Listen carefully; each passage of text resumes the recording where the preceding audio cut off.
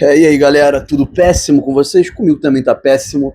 Vamos falar desse pós-jogo, dessa final, mais uma final decepcionante, tal qual a do ano passado, de decepção. Eu acho que desse ano um pouco menos na questão de decepção, que não teve a menor chance do Fluminense vencer o jogo, que não teve a menor chance do Fluminense ser campeão.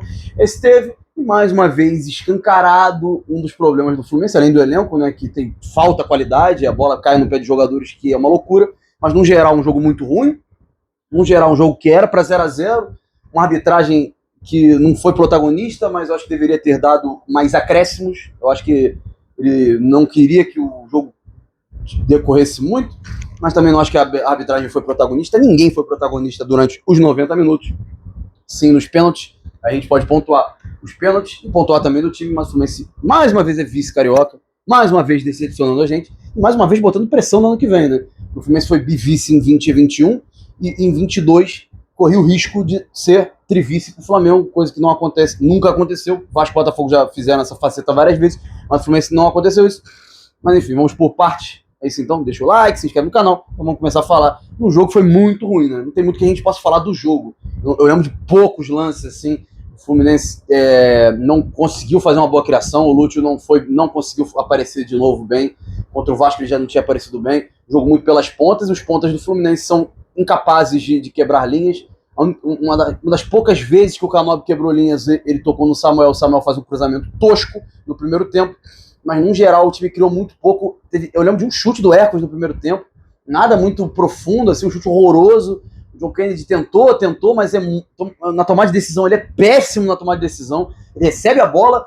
Teve um lance no final do jogo que o Canóbio estava livre, o espaço, ele faz o cruzamento, o zagueiro do Flamengo erra, o Savarino consegue salvar a bola de sair, toca no meio, o John Kennedy, uma finalização porca com a perna esquerda, fura. Ele poderia ter cortado para o meio, se livrar de dois jogadores do Flamengo, ele tentou cortar a perna esquerda e acabou perdendo a bola. Então o John Kennedy me irritou profundamente nesse jogo. Não conseguiu produzir, mais uma vez não conseguiu produzir. Enfim, eu acho que no geral o time foi mal. Eu acho que dá pra gente pontuar James e Fábio, e acabou. Assim, o Martinelli com o Hércules funcionou no passado, não vem funcionando esse. O Martinelli tá dando match com o Bernal, mas o Bernal machucou.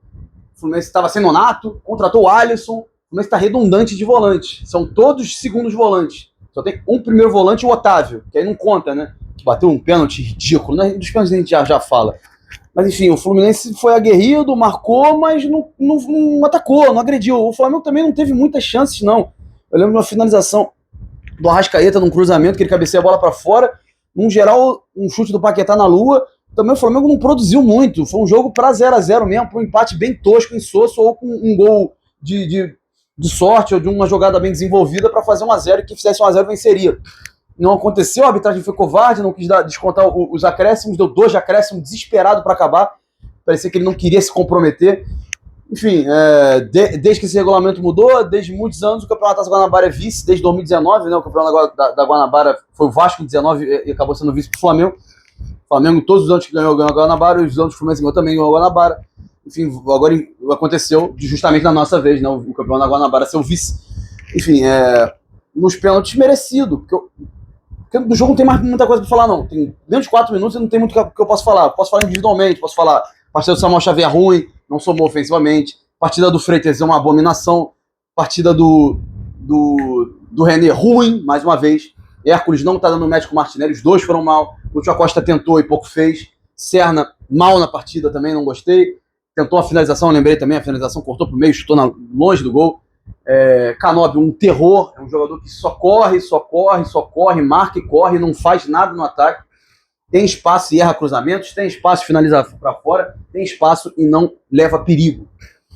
E John Kennedy também, inoperante, tentando ser protagonista, mas não tendo capacidade para tal qual. Entrou Arana, Guga, Ganso e Otávio, se eu não estou enganado, entrou esses jogadores. Arana, Guga, Ganso, Otávio e o Savarino. Desses aqui, Savarino, acho que tentou alguma coisa.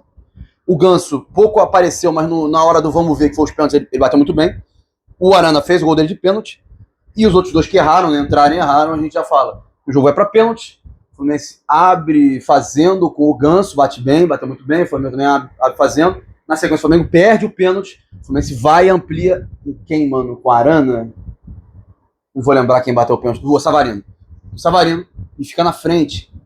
Mais uma vez, né? Contra o Vasco, o Fluminense fica na frente. E mais uma vez, o Fluminense não sabe administrar a vantagem em pênalti, porque os jogadores são fracos para bater pênalti, são fracos de mental. O time do Fluminense pipoqueiro. Mais uma vez o time pipoqueiro. Contra o Vasco pipocou. Contra o Vasco de novo esse ano quase pipocou. Contra o Flamengo esse ano pipoca de novo. Os jogadores do Flamengo bateram firme, forte. O Fábio quase pegou 3 cobranças de jogadores do Flamengo. Mas não deu, né? Ele pega um pênalti.